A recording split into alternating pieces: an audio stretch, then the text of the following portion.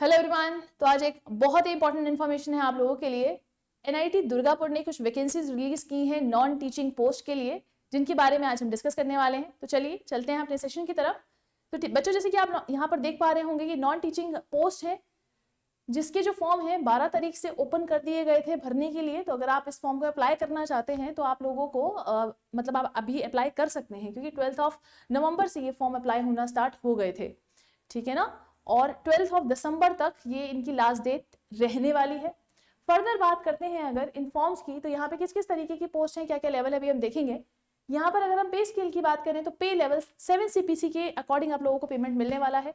अलग अलग पोस्ट हैं, जैसे कि सुपरिटेंडिंग इंजीनियर की यहाँ पर ग्रुप ए के अंदर जो पोस्ट आती है, टोटल 1 पोस्ट है, सिविल इंजीनियर के लिए है, अनरिजर्व कैटेगरी के बच्चे के लिए है, और लेवल 13 यहाँ पर रहने वाला है।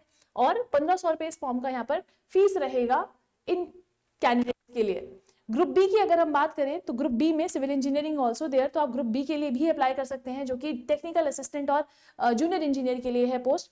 ये सब मिला के 25 है, बट सिविल इंजीनियर भी इसमें है, इसलिए आप इसमें पार्ट ले सकते हैं। अगर आप सोचे खाली सिविल इंजीनियरिंग की 25 हैं तो नहीं, ऐसा नहीं है। Civil engineering is also a part in among all these other जैसे computer and science and engineering, computer centre management studies, इन सबको मिला के टोटल पोस्ट 25 है, जिसमें अनरिजर्व के लिए 14 सीट्स यहाँ पर रखी गई हैं। इस फॉर्म की फीस आपकी 1000 रुपए रहने वाली है और पे लेवल आपका 6 रहने वाला है बच्चों।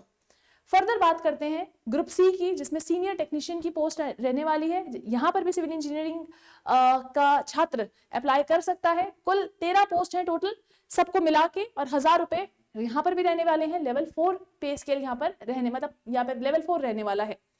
फर्दर बात करते हैं टेक्नीशियन की, तो टेक्नीशियन में भी यहाँ पर भी सिविल इंजीनियरिंग के छात्र अप्लाई कर सकते हैं।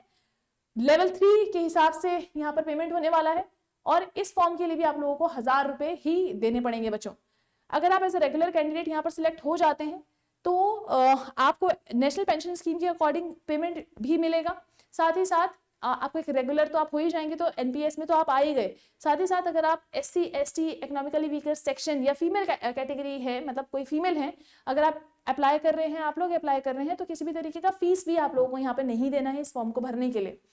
ये डायरेक्ट रिक्रूटमेंट है, इसमें रिटन टेस्ट लिया जाएगा आप लोगों से, और रिटन टेस्ट का सिलेबस भी आप लोगों को मिल जाएगा एनआईटी की साइट पे, दुर्गापुर की साइट पे, ठीक है ना। एनआईटी दुर्गापुर की साइट पे आपको सिलेबस मिल जाएगा, तो आपको वहां से देखकर आप रिटन टेस्ट की प्रिपरेशन भी अगेन बच्चों यहाँ पे कर सकते हैं। जैसे कि मैंने आप लोगों को बोला, लास्ट जो डेट इसका रहने वाला है 12 दिसंबर रहने वाला है।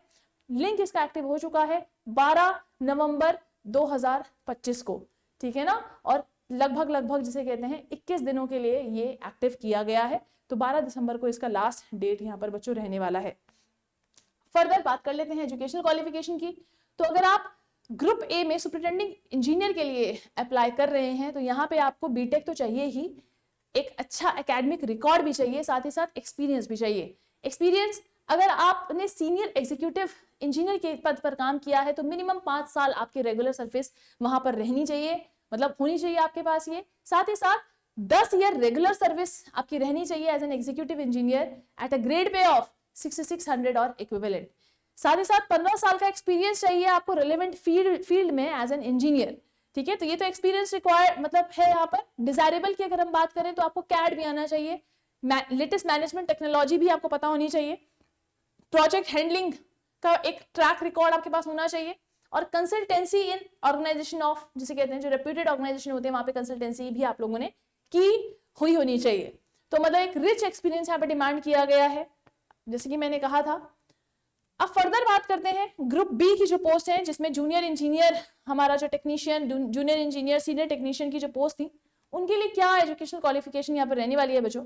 तो बात करते हैं जो हमारी जूनियर इंजीनियर की जो पोस्ट है, उसके लिए यहाँ पर आप लोगों को क्या चाहिए, उसके लिए आप लोगों को चाहिए, अगेन अगर आपने बीटेक किया है तो भी आप अप्लाई कर सकते हैं, साथ ही साथ अगर डिप्लोमा किया है आपने सिविल से तो भी आप इसको अप्लाई कर सकते हैं बच्चों। फर्दर आप देखेंगे यहाँ पर टेक्निकल असिस्टेंट की पोस्ट पे अप्लाई करेंगे तो यहाँ पर आपको फर्स्ट क्लास या इक्विवेलेंट ग्रेड चाहिए, BTech MCA in relevant subject from recognised university और इंस्टीट्यूट, साथ ही साथ या फिर फर्स्ट क्लास डिप्लोमा होना चाहिए इंजीनियरिंग में in the relevant field with excellent academic record, ठीक है ना। फर्दर आप देखेंगे जो सीनियर टेक्नीशियन की जो रिक्वायरमेंट है आपकी, उसके लिए जो एजुकेशनल क्वालिफिकेशन यहाँ पे रखी गई है, डिजायरेबल तो है बैचलर्स डिग्री, तो जो एजुकेशन एसेंशियल है वो क्या है, आपके पास 10+2 होना चाहिए with science from a recognised board with at least 60% marks, ठीक है ना, या फिर senior secondary that means 10+2 from recognised board with at least 50% marks and ITI course of 1 year और higher duration in appropriate trade. Similarly secondary या फिर 10th with at least 60% marks and ITI certificate for 2 years duration in appropriate trade, या फिर diploma in engineering of 3 years duration in relevant field from a recognized polytechnic institute। तो ये सारे जिनके पास भी ये सारी की सारी अगर क्वालिफिकेशन है, चाहे इनमें से कोई भी है, आप उसमें अप्लाई कर सकते हैं बच्चों, ठीक है ना। टेक्नीशियन की पोस्ट की अगर आप बात करेंगे तो यहाँ पर भी 10+2 विद साइंस चाहिए एटलीस्ट 60% मार्क्स के साथ, 10+2 with government recognized board with at least 50% marks and ITI course of 1 year or higher duration, 10th with 60% and ITI of 2 years duration, साथ ही साथ diploma in engineering for 3 years duration in relevant field from a government recognized polytechnic institute, ठीक है ना। तो यहाँ पे educational qualification यहाँ पर बच्चों रहने वाली है, जो कि जैसे कि आप लोगों ने देखा। फर्दर यहाँ पर जनरल इंस्ट्रक्शंस दिए हुए हैं जिनको आप देख सकते हैं। यहाँ पर आप लोगों को बता रखा है कि कौन, मतलब फीस के बारे में भी बता रखा है, फीस तो ऊपर भी बताई दी थी मैंने आप लोगों को।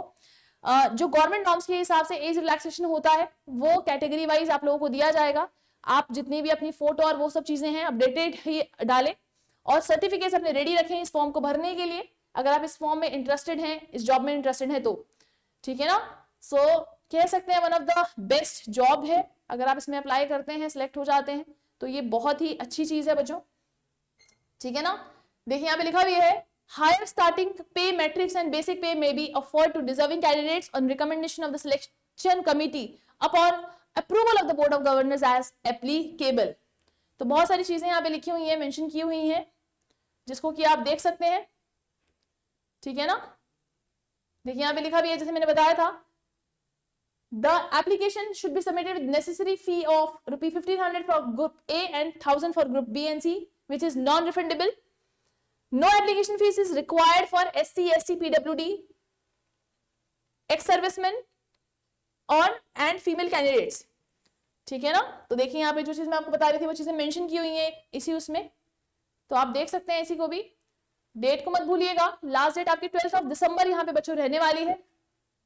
और जितने भी डॉक्यूमेंट्स आपके पास हैं तो आपको वो अगेन अपलोड तो करने ही पड़ेंगे, तो आप उनको रेडी रखिए। कोई कैटेगरी से है तो कैटेगरी वाला डॉक्यूमेंट भी आप लोग रेडी रखें बच्चों, ठीक है। तो रिजर्वेशन यहाँ पर है, आप लोगों ने देखा था पोस्ट का बाइफिकेशन में भी दिया हुआ था, ठीक है ना। चलिए सो यहाँ पर ये थी। अच्छा एक चीज और, एग्जाम के बारे में, रिटन टेस्ट मैंने आप लोगों को कहा था, तो यहाँ पर जो सिलेबस है रिटन टेस्ट और स्किल टेस्ट का वो भी अटैच है एनेक्स्चर ए में, जाके आप लोग देख सकते हैं NIT दुर्गापुर की साइट में। तो यहाँ यहीं पे एनेक्स्चर ए में सिलेबस वगैरह भी मेंशन किया हुआ है, तो आप अपनी फील्ड के अकॉर्डिंग वो सिलेबस भी वहां से डाउनलोड कर सकते हैं बच्चों और तैयारी आज ही से स्टार्ट कर सकते हैं। इसी के साथ इस सेशन को ये एंड करते हैं बच्चों। ये थी कुछ महत्वपूर्ण जानकारियां NIT दुर्गापुर के रिक्रूटमेंट से रिलेटेड। आज का सेशन यही एंड करते हैं, मिलते हैं नेक्स्ट सेशन में, धन्यवाद।